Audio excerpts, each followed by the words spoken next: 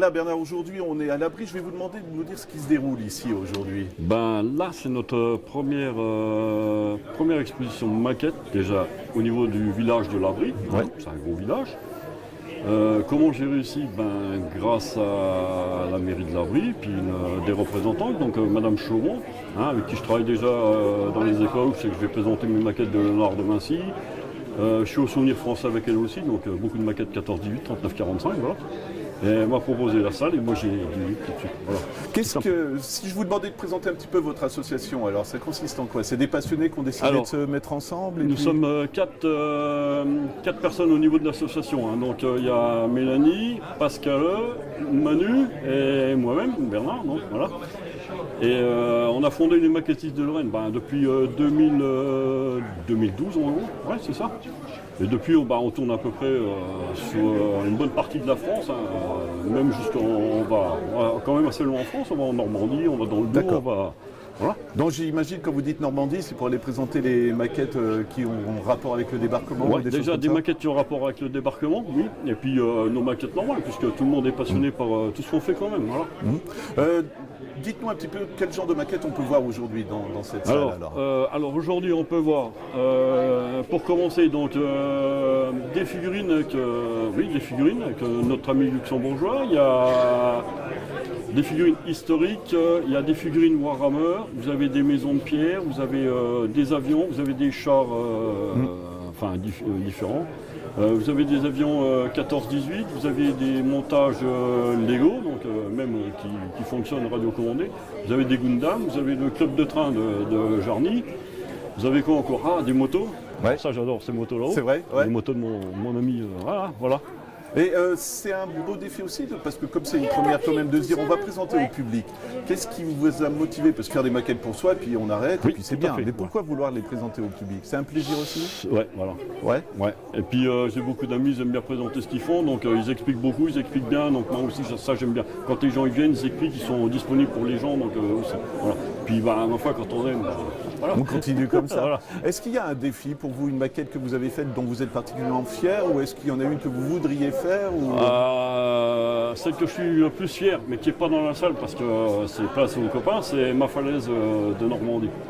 Celle-là, elle fait 80 cm de haut sur 70 de large, sur 60 de profondeur.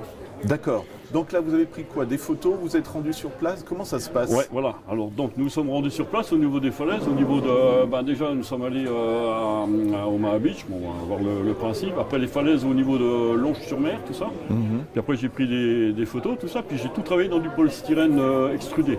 Voilà. Et du coup, ça va être peut-être une question qui va vous paraître bête, mais quand vous allez en Normandie, que vous présentez ces maquettes, est-ce que c'est plus de la maquette, c'est rendre hommage aussi quelque part? Ça doit être émouvant. De toute façon, au départ, c'est ça. Ouais. Et puis, j'ai pas fait ça qu'en Normandie, parce que j'ai fait le même principe. Mais en Normandie, au départ, c'est hommage, ils aiment bien. La première fois que je l'ai sorti, c'était en 2009, donc là, on a fait une conférence dans la ville de Yvetot, donc en Normandie. On a fait une conférence, donc j'avais ramené ma falaise, puis un ensemble. Et là, on a discuté avec les gens du village, ceux qui ont connu la guerre, voilà. Et ça a été très dur avec certains. Ouais. Très dur. Ah oui, là, ça fait mal, voilà.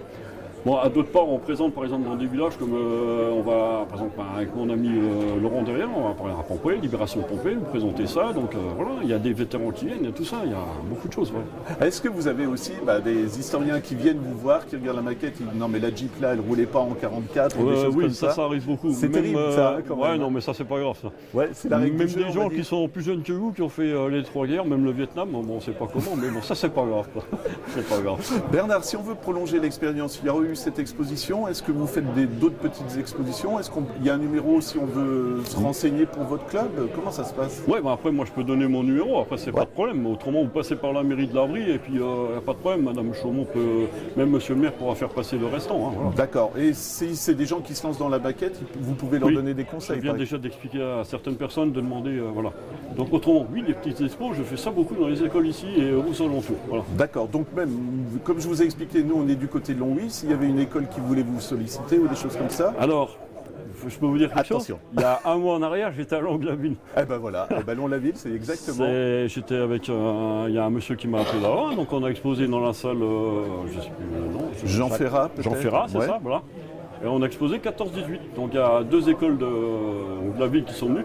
Les autres ne sont pas venus. Bon, c'est pas grave, c'est un oubli, mais je pense qu'on va refaire ça. Les dioramas sur 14-18, là aussi, c'est quelque part, ça visualise pour les enfants, on comprend mieux, hein, j'imagine. Alors ça, j'ai par exemple sur 14-18, comme je fais avec le souvenir français, donc moi j'étale. J'ai presque, si vous voulez, une totalité de 20 mètres de table en 14-18. Hein.